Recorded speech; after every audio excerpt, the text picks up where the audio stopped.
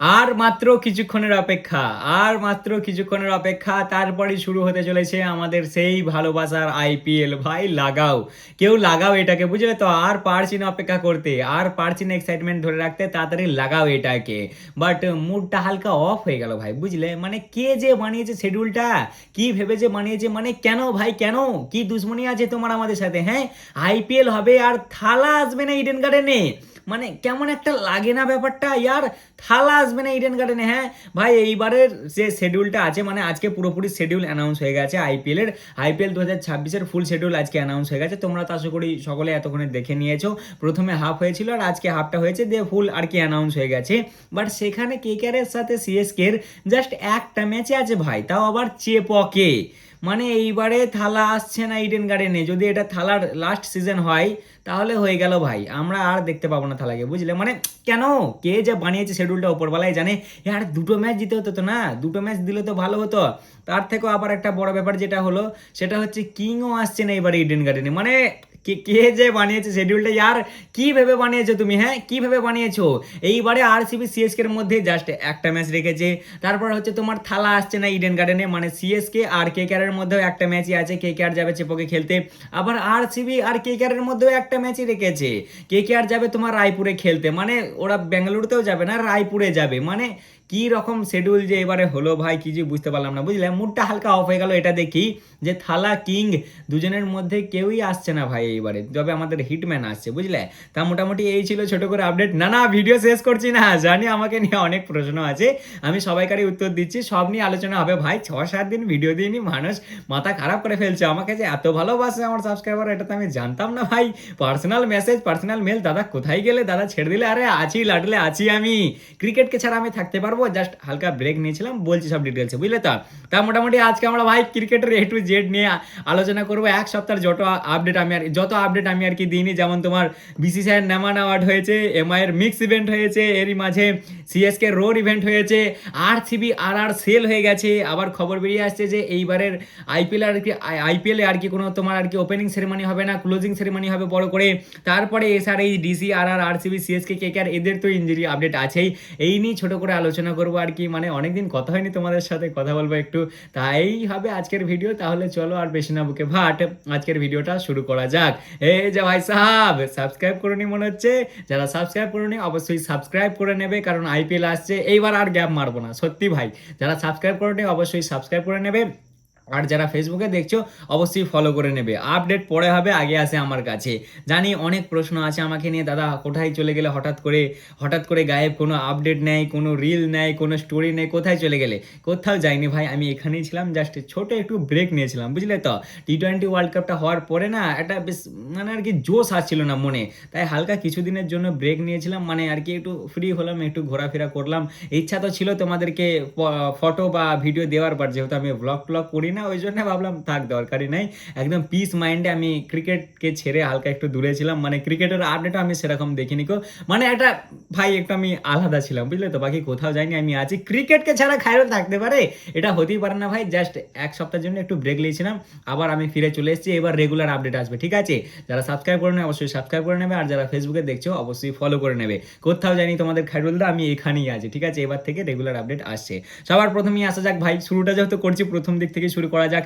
BCCI নামান award হয়েছে, অত আমি ডিটেলসে যাচ্ছি না। এমআই এর মিক্স ইভেন্ট হয়েছে, তোমরা আশা করি সকলেই দেখেছো। সিএসকে রোড ইভেন্ট হয়েছে। আরসিবি মনে হয় এখনো ওদের যে ইভেন্টটা হয়, আনপ্যাক ইভেন্ট না, আরসিবির আনবক্স ইভেন্টটা এখনো মনে হয় হয়নি কো।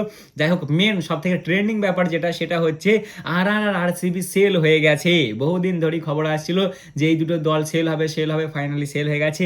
রাজস্থান রয়্যাল সেল হয়েছে 15 কোটি, না 15 কোটি নয়, 15,301 কোটি টাকায়।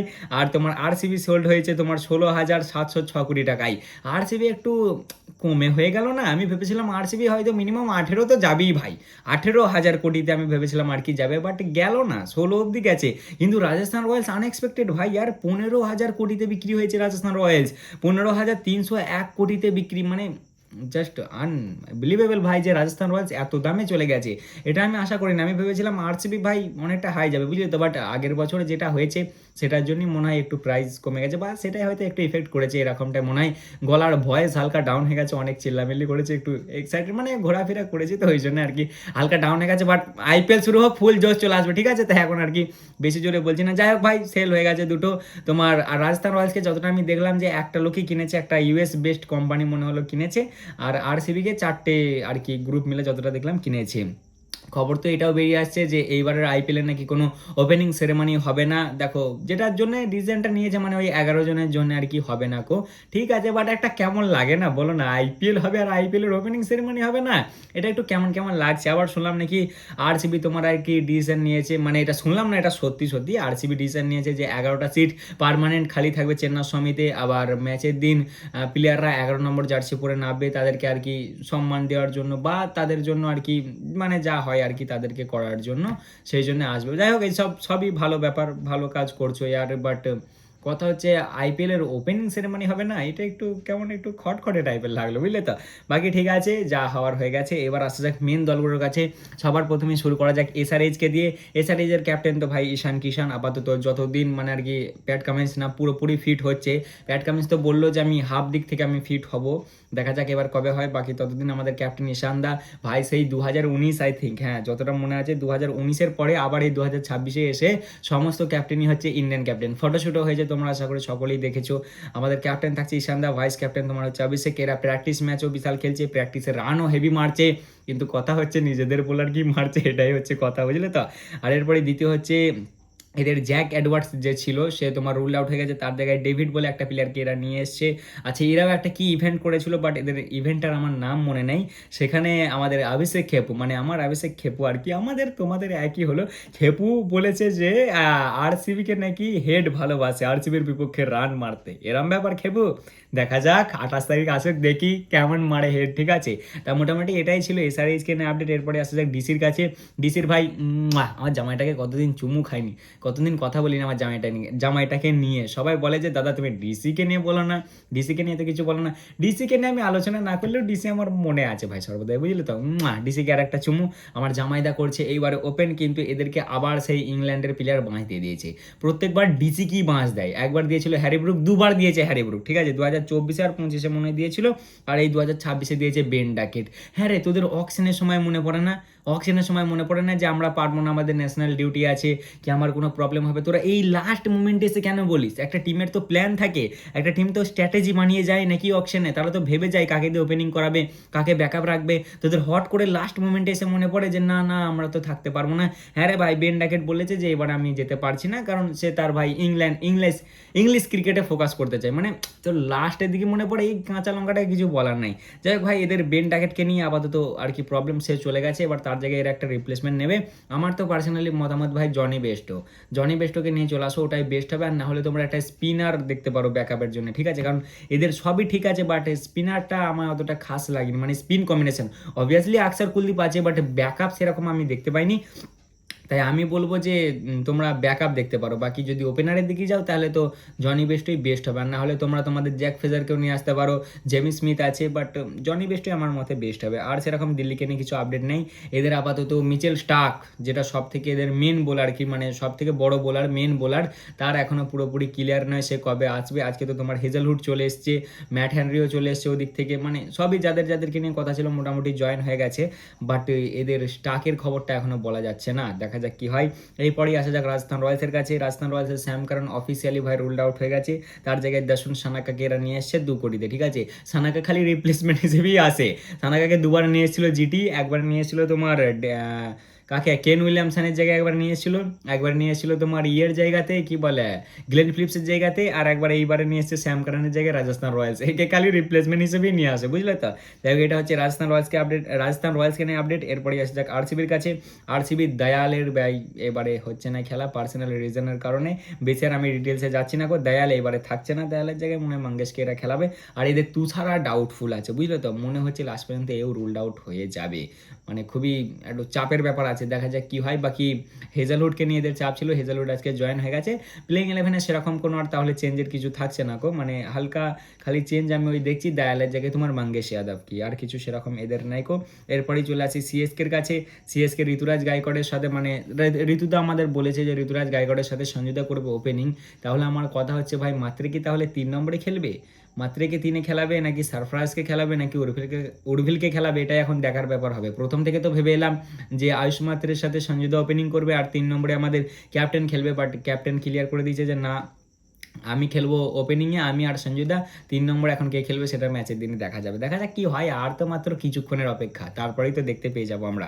এরপরেই চলে আসা যাক, হ্যাঁ সিএসকের আর একটা যেটা নেথান এলিস, এদের মেন বোলার ভাই রুলড আউট হয়ে গেছে, তার জায়গায় এরা স্পেন্সার জনসনকে নিয়ে এসছে। আর স্পেন্সার জনসনই হচ্ছে একমাত্র প্লেয়ার যে ভাই লসে এসছে, এও পিএসএল ছেড়ে দিয়ে এসছে, তোমার কোয়েটার হয়ে খেলছিল, মানে কোয়েটাকে নিয়েছিল 1,88,00,000 টাকায়, তা এ ছেড়ে দিয়ে চলে এসছে কোয়েটাকে, দিয়ে তোমার সিএসকে জয়েন করেছে 1,50,00,000, মানে একই আমি দেখলাম প্রথম প্লেয়ার যে ভাই মাইনাসে এসছে, নাহলে বাকি সব প্লেয়াররা প্লাসই এসছে। এই যেমন তোমার সানাকাকে কত 75 লাখে না 73 লাখ এরকম সামথিংই দেখলাম আমি নিয়েছিল, বাট এ 2 কোটিতে সেল হয়েছে। আবার তোমার এই আরেকটা কাকে দেখলাম প্লেয়ার থেও মোটামুটি সব ভাই হাই টাকা দিয়ে এসছে, বুঝলে তো, এই একমাত্র প্লেয়ার যে মাইনাসে এসছে। আর এরপরই আসে যাক তোমার কেকেআরের কাছে লাস্ট আপডেট, আর বাকি টিমগুলোকে নিয়ে সেরকম কোনো খবর নেই কো। কেকেআরে তোমার আকাশদীপ হঠাৎ করে আবার রুলড আউট হয়ে গেছে, কি হয়েছিল কি জানি ভাই, আমি তো অতটার খবর পাইনি, ইঞ্জুরির কারণেই হয়েছে মনে হয়। আকাশদীপের জায়গায় এরা সৌরভ দুবেকে নিয়ে এসছে, কেমন একটু দেখতে হবে, অতটা আমার দেখা দেয়, নাম শুনেছি আমি বাট দেখিনি কো। এছাড়াও হর্ষিত রানার জায়গায় নবদীপ স্যানিকে নিয়ে এসছে, স্যানি আবার সেই 23-এর খেলেছিল মনে হয় লাস্ট তোমার আইপিএল খেলেছিল লাস্ট 23-এ, আবার এইবারে খেলবে কেকেআরের হয়ে 26-এ, মানে প্রায় 2-3 বছরের গ্যাপ, 75 লাখে নিয়ে এসছে, দেখা যাক কেমন কি করে।